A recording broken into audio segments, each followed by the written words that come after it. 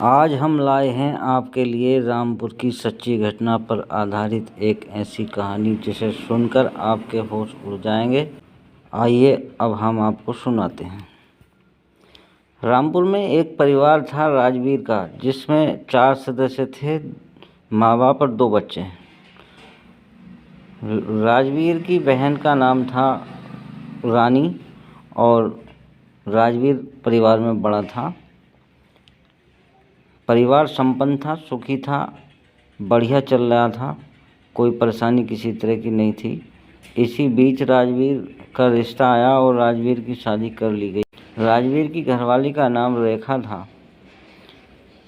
शादी के 3 महीने तक तो बहुत ही सुखी और संपन्न तरीके से घर चला, लेकिन 3 महीने के बाद रेखा अपनी ननद से बात बात पर झगड़ने लगी और कलह करने लगी।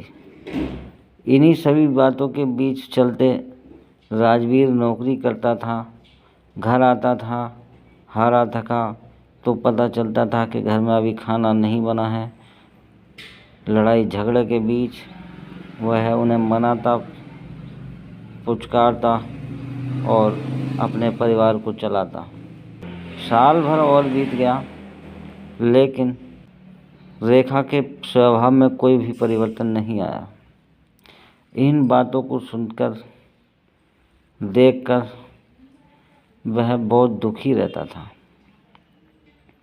एक दिन ऐसा हुआ कि रेखा ने कहा कि भाई, मैं इन लड़ाई झगड़ों से तंग आ गई हूँ, मैं इस घर में 1 मिनट भी नहीं रुकना चाहती और हम तुम चलो शहर में रहेंगे।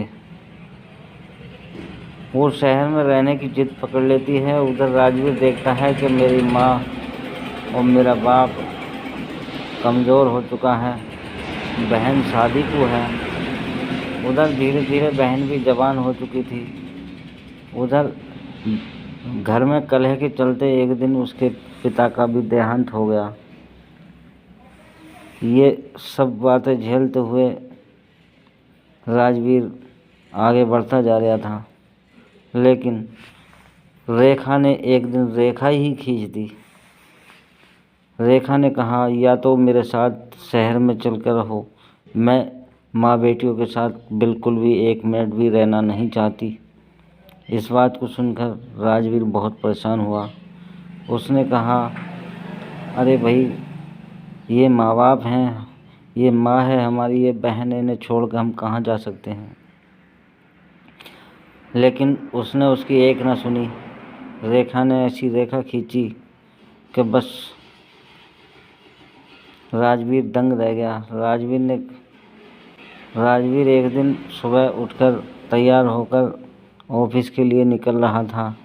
तभी रेखा ने कहा कि बस बहुत हुआ, अब और नहीं सह पाऊंगी, या तो मुझे डिवोर्स दे दो और या फिर मेरे साथ चलकर शहर में रहो।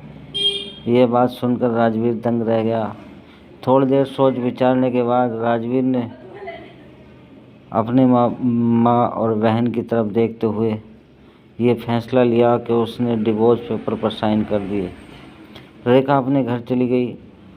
राजवीर ने चैन की सांस ली, कुछ समय बिताया, कमाया। उसके बाद अपनी बहन की शादी धूमधाम से कर दी। इसका अगला पार्ट